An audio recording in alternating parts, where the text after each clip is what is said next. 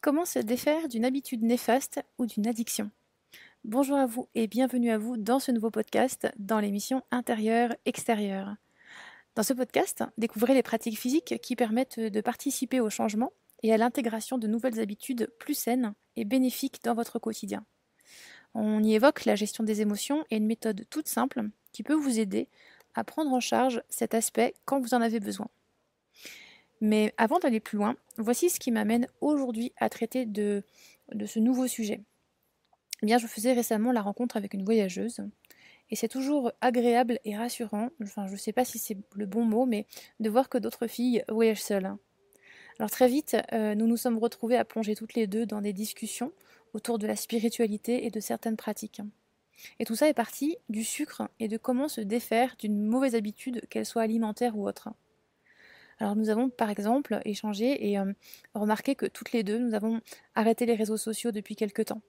Puis globalement, nous faisons le même constat. Trop de temps perdu sur le téléphone pour au final voir notre mood changer après s'être dispersé sur les réseaux. Alors, au fil de nos discussions, et d'un sujet à l'autre, elle me demandait comment faire pour diminuer le sucre. Pour toute réponse, je lui partageais deux, trois petites choses qui fonctionnent pour moi, et également une méthode efficace pour aider à comprendre les raisons pour lesquelles il arrive parfois que certains excès puissent se présenter à nous pour tenter de pallier à une sensation désagréable, quelle qu'elle soit et d'où qu'elle vienne. Alors prenons pour exemple le chocolat. En soi, le chocolat noir, de surcroît, n'est pas mauvais pour la santé. Mais pour paraphraser une citation de Paracels, ce qui fait le poison n'est pas le produit nécessairement, mais la dose. Ainsi, quand tu peux manger 2 tablettes de chocolat dans la foulée, il y a peut-être moyen que ce que tu fais n'est pas tant de la dégustation, si bonne soit la qualité du chocolat en question, mais davantage une tentative de pallier à une sensation désagréable. Un état émotionnel, par exemple, que tu aimerais changer et pour laquelle ton cerveau a pris pour réflexe cette habitude d'aller vers ce qui te fait du bien dans l'immédiateté. Alors, gratitude à cette part de nous qui cherche à tout moment à nous ramener à l'équilibre et à un état émotionnel plus paisible. Certaines fois, ces réflexes compulsifs ne sont pas forcément les plus sains pour nous, mais une autre part de nous simultanément le sait très bien. Et la charge émotionnelle peut décider de bypasser cette autre voie de nous, qui, elle, voudrait peut-être faire autrement. Alors, ni l'une ni l'autre n'a raison ou tort, je crois simplement qu'on fait du mieux qu'on peut au moment en question. Certaines fois, il sera plus facile de dire non, et l'essentiel réside probablement dans le fait de prendre conscience du pattern en question et mettre la lumière sur une habitude néfaste et le début du chemin vers une guérison. Surtout si l'on observe ce qui se cache derrière ce comportement. Toute émotion est messagère de ce qui se passe en nous de manière plus subtile. Rien ne dure éternellement, ni une émotion agréable, ni une émotion désagréable. Elle n'est que de passage pour nous donner une information utile à notre situation. Après, à toi de décider. Voici quelques questions intéressantes et utiles à se poser. Que veux-tu vraiment? Quel est ton but plus grand? Et à quel point est-ce important pour toi d'atteindre ce but? Quel premier petit pas es-tu prêt à faire aujourd'hui pour te rapprocher de cet objectif? 1% de mieux chaque jour. Il ne s'agit pas forcément de soulever des montagnes d'un seul coup lorsque tu n'es pas encore préparé à soulever un caillou. Mais petit à petit, les petites rivières font les grands ruisseaux. Des petits ajustements par-ci par-là que tu sais pouvoir mettre en place et t'y tenir sur le long terme. Et si ce 1% de mieux n'évoque rien de spécial pour vous, je vous invite à aller découvrir l'excellent ouvrage de James Clear, Atomic Habits. Si vous y découvrirez des pépites en matière de changement d'habitude et pour simplement contribuer à aligner vos actions avec vos objectifs. Alors, une fois que tu as décidé, eh bien, il est temps d'agir. Ok, mais comment faire? Eh bien, pour agir dans la matière, considérer l'émotionnel est probablement la première chose à faire si l'on souhaite changer une habitude sur le long terme, puisqu'il est fort probable que tout part de là. Sinon, pourquoi ferions-nous des choses que nous savons n'être pas les plus bénéfiques pour nous sur le long terme? À propos du sucre, le pouvoir addictif du sucre est chimique et puissant. Se défaire du goût sucré et des pulsions qui vont avec ne se fait probablement pas du jour au lendemain. Tout comme une personne qui aurait pris beaucoup de poids au fil des ans ne pourrait probablement pas tous les perdre dans l'immédiateté, mais plutôt sur une durée plus ou moins longue. Le jeûne, selon l'expérience que je peux en faire régulièrement, est probablement la voie la plus efficace pour nettoyer le corps, premièrement, et aussi pour renouer avec ce corps physique et son métabolisme. Grâce au jeûne, on ouvre des portes sur les véritables besoins énergétiques. Grâce au jeûne, on redécouvre le goût des choses. Grâce au jeûne, on redécouvre la sensation de satiété. Grâce au jeûne, il est possible de retrouver instinctivement ce dont nous avons besoin, quel type d'alimentation nous convient, quelle quantité d'aliments et de fréquence de repas nous avons besoin. Grâce au jeûne, nous pouvons guérir certaines pathologies et grâce au jeûne, nous pouvons ouvrir tant d'autres portes. Alors, quel est ton but ? Parce que plus que toutes les méthodes, aussi bonnes et efficaces soient-elles, connaître les raisons profondes pour lesquelles tu souhaites faire ce changement est fondamental. C'est parce que tu sais éperdument la raison pour laquelle c'est vraiment important pour toi de le faire que tu vas pouvoir t'y tenir dans la durée. Et même contre vents et marées lorsque la tentation sera présente. Alors il y aura peut-être des craquages au début, mais petit à petit, à force de répétition et de persévérance, un peu comme un athlète, tu suivras ton entraînement, tu choisiras ce qu'il y a de mieux pour toi et de plus bénéfique sur le long terme. Jusqu'à ce qu'un jour, ce à quoi tu étais attaché se détache tout seul et que tu n'y prêtes même plus attention. Comme par magie, tu as changé de focus, tu as réussi à apaiser ton état émotionnel différemment, en conscience, et tu as réussi à te défaire d'une habitude néfaste pour en adopter une bien meilleure. Alléluia, j'ai envie de dire. Alors, un autre exemple, j'ai quitté les réseaux sociaux par pur amour pour moi, parce que ça me faisait plus de mal que de bien. Après plusieurs essais, diminuer le temps de connexion, enlever l'application du téléphone, essayer d'approcher l'utilisation de l'outil différemment et de manière plus active que passive, et sans attendre de retour, like ou followers, au final, je me rendais compte qu'au fur et à mesure, je retombais dans le plus de temps perdu sur le réseau, sans pour autant que ça m'apporte quelque chose d'efficace pour mon job, ni plus de joie ou d'amis réels dans ma vie. Au contraire. Chaque connexion pouvait me laisser un goût de manque quelque part dans ma vie. Tout simplement parce que les réseaux y sont propices. Et si l'on ne s'en détache pas émotionnellement parlant, à la comparaison de sa vie avec celle des autres, aux projections et au regard des autres, c'est un outil qui entretient la dépendance affective. Alors maintenant, ça fait bientôt 2 ans que je ne suis plus ni sur Instagram et encore plus longtemps que je ne suis plus sur Facebook. Et vous savez quoi ? Je vis super bien et je le vis super bien. Parce que la vie se déroule instant après instant, dans l'ici et maintenant, dans le moment présent. Et je crois qu'on ne rate rien lorsque l'on vit dans cet espace. On ne peut rien manquer puisque notre expérience de la vie, ce que nous faisons réellement, ne se déroule pas ailleurs qu'ici et pas plus tard que maintenant. Croire que l'on va manquer une info majeure si on ne se connecte pas sur les réseaux est probablement s'enfoncer encore plus loin dans l'illusion de la réalité que celle que nous croyons déjà être. La seule info que nous pouvons éventuellement craindre de manquer est celle de notre guidance intérieure. Notre guide, cette petite voix, emplie d'amour et de sagesse, cette intelligence divine qui est en nous, et qui est nous en vérité, et qui sait exactement, à tout moment, ce qui est bon pour nous. Quand tu ne sais pas comment te défaire d'une habitude néfaste, d'une addiction, d'une dépendance, quelle qu'elle soit, pose la question à ta guidance divine. Pose la question à ton âme. Prie. Tourne-toi vers Dieu, vers tes anges, vers ceux en quoi tu crois, pourvu que tu ouvres ton cœur à la vie, à l'univers, et que tu t'autorises à lâcher prise pour recevoir ce qu'il y a de meilleur pour toi. Ça paraît peut-être plus facile à dire qu'à faire. Commence par un premier pas. Prie. Demande. Qu'est-ce que tu risques ? Pose une question et observe les jours qui suivent. Tu auras la réponse. Tu as toujours les réponses à tes prières. Et si tu ne sais pas comment te défaire d'une habitude néfaste, la vie, elle sait. Et rien ne se fait dans la force. Car l'amour pur, la vérité et la vie est amour inconditionnel. La vie supporte nos choix et soutient nos décisions. Elle encourage et nous guide toujours dans la bonne direction. Elle nous aide, elle nous protège, elle nous soutient, elle nous guérit, elle compatit, elle nous pardonne et plus que tout, elle nous aime. Alors accepter que nous ne savons pas tout et s'en remettre à la vie, à Dieu, à l'univers, à nos guides, aux anges, nous sommes en chemin dans cette école de la vie. Et il y a tant de choses qui nous dépassent que notre esprit rationnel ne sait pas expliquer. Et c'est pas grave en fait. L'important n'est pas tant de toujours répondre à un pourquoi, mais plutôt d'observer la magie opérer dans sa vie quand on lâche prise. Un peu comme en hypnose. Dans l'accompagnement thérapeutique à l'aide de l'hypnose, comme en outil thérapeutique, on ne s'intéresse pas vraiment au pourquoi. C'est pas qu'on s'en fout, mais il s'agit d'une thérapie brève orientée sur les solutions. Donc ressasser le passé, chercher le pourquoi du comment auquel nous n'avons pas toujours les réponses ne fait pas forcément toujours avancer le schmilblick. Ainsi, comment adopter de meilleures habitudes plus alignées avec nos objectifs et nos valeurs dans notre quotidien? Changer. Plus facile à dire qu'à faire. Si le mental est conscient que quelque chose doit changer, il est parfois plus difficile de se défaire du comportement en lui-même que de reconnaître qu'un changement est nécessaire.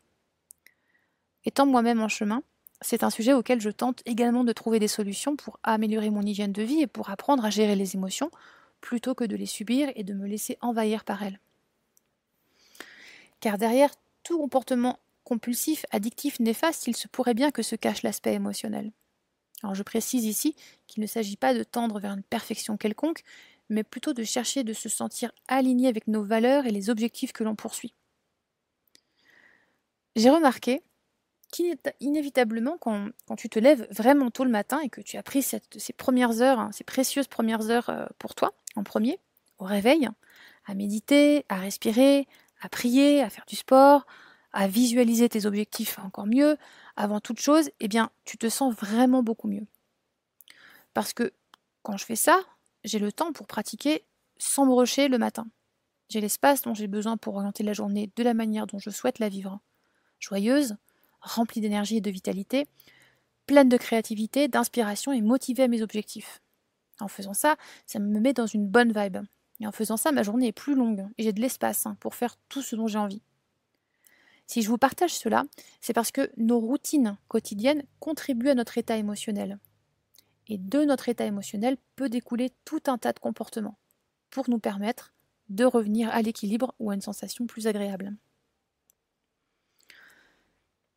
Pour se défaire d'une addiction, d'une habitude néfaste, on peut commencer par se mettre ou se remettre au sport, par exemple. Quel que soit le niveau ou l'activité, le sport, c'est la vie. Nous sommes énergie et mouvement, la vie est énergie et mouvement. Et pour que les choses de notre vie bougent, avancent, nous avons besoin de faire bouger les énergies en nous d'abord, puisque ce que nous faisons sur nous agit également dans notre réalité, dans notre monde extérieur. C'est bien le thème de cette émission, de ce podcast, intérieur-extérieur. De plus, le sport permet de sécréter des hormones qui participent à la bonne humeur, à la joie, à une sensation de bien-être et à un bon équilibre et au bon fonctionnement des organes en général. Commencer sa journée avant d'aller bosser par faire de l'exercice physique est une hygiène fondamentale. Tout comme vous n'iriez pas travailler a priori, en tout cas sans être passé par la salle de bain vous faire un brin de toilette. Alors 20 à 30 minutes peuvent suffire si l'on est en short timing avec les enfants, la famille ou les obligations liées au trajet et au transport, tout ça. Mais ces 20 à 30 minutes peuvent tout changer à la journée. Un réveil 30 minutes plus tôt pour une pratique d'exercice physique, peut-être que déjà ça peut contribuer à donner envie d'envisager le petit déjeuner différemment. Quand tu viens de transpirer, de faire une séance difficile, t'as peut-être pas envie tout de suite de te jeter sur des croissants, des pancakes, du beurre et de la confiture. Et si tu craques pour du sucré et un café au lait malgré tout, est-ce grave? Rien n'est grave. Mais c'est quelque chose qui peut t'intéresser peut-être de savoir que le café n'est pas nécessaire pour être rempli d'énergie. Voire même, la caféine a plutôt tendance à tendre un peu les humeurs et à accélérer le rythme cardiaque. Alors, ce qui n'est pas vraiment le signe d'une bonne énergie, mais c'est juste le signe que le cœur bat plus vite et que potentiellement, ceci participe à augmenter le niveau de stress de l'organisme et à désynchroniser la cohérence cardiaque.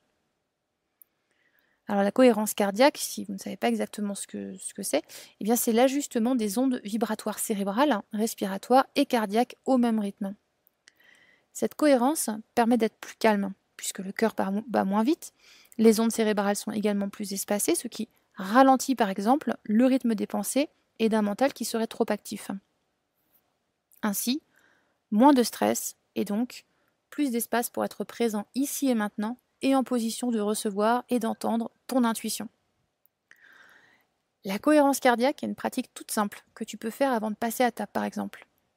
5 minutes suffisent. L'exercice consiste à inspirer durant 5 secondes, puis expirer sur 5 secondes, puis continuer ainsi de suite, sans rétention ni pause entre les inspirations et les expirations durant 5 minutes. Tu as peut-être déjà entendu parler de l'exercice 365, 3-6-5. Eh bien cet exercice, tu peux le mettre en place dans tes routines quotidiennes. Il s'agit de 3 fois par jour, 6 respirations par minute pendant 5 minutes.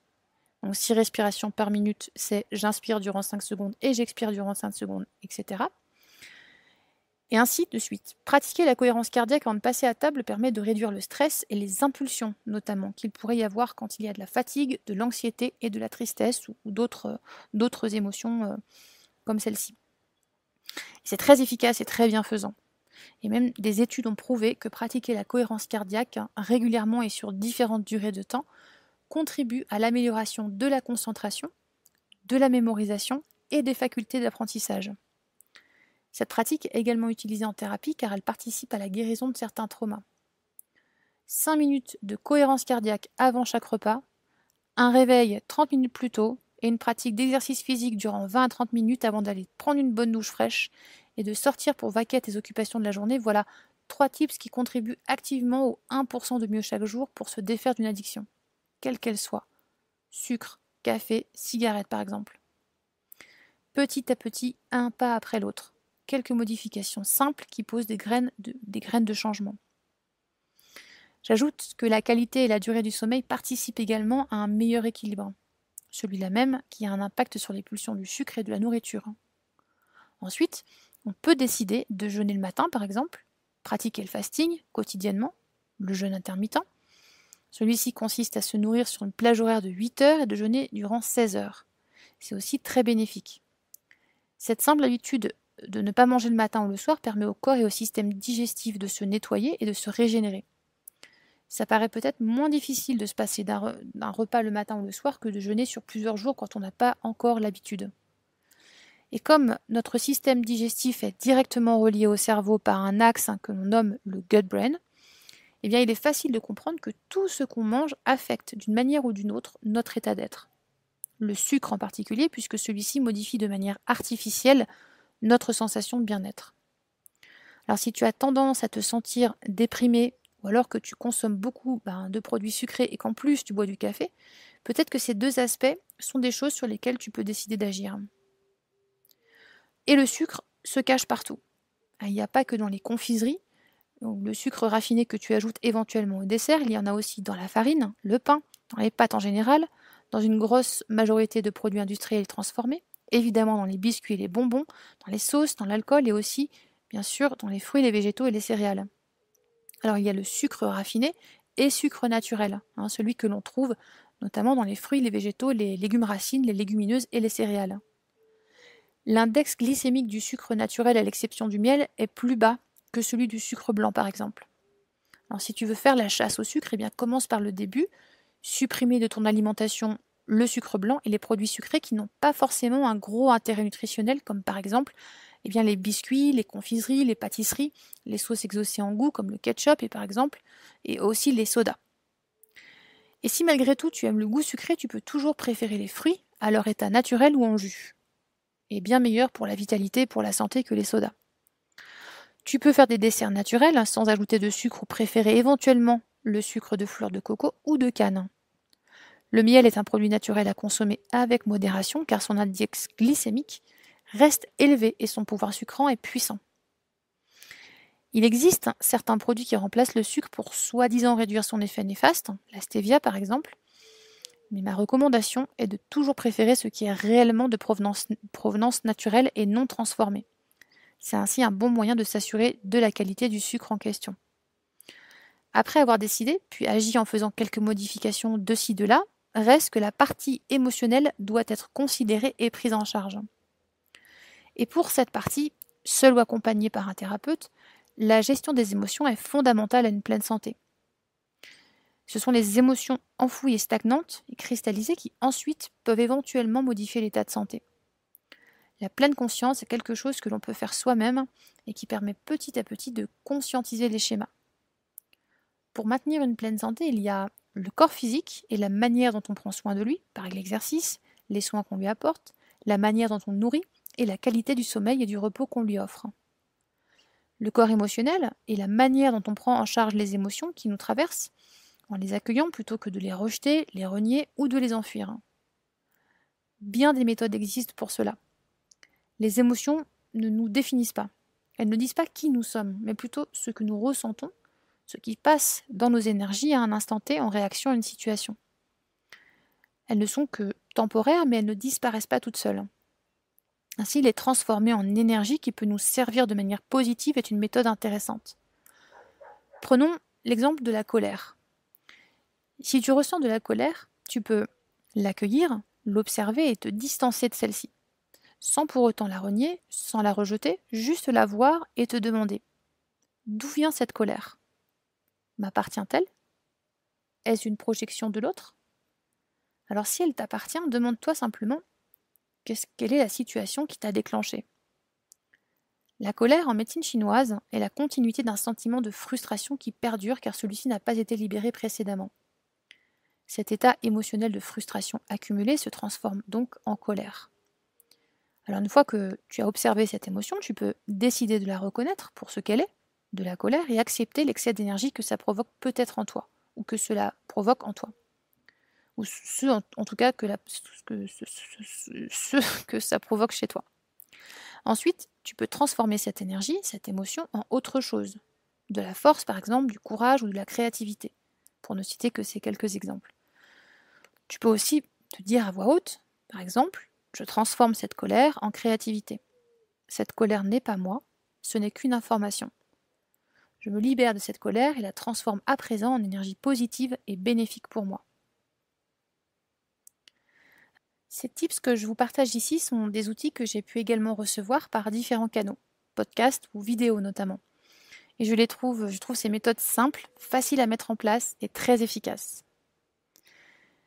À présent, tu as quelques clés pour décider et agir sur une habitude néfaste que tu souhaiterais modifier pour en adopter une bien meilleure pour toi. Et voici donc ce que je voulais partager avec vous dans ce podcast. J'espère que ce sujet vous a passionné autant qu'il me passionne et que vous y avez trouvé des clés intéressantes pour aligner vos actions à vos objectifs. On se retrouve prochainement dans un nouveau podcast. D'ici là, prenez soin de vous, belle journée et à bientôt.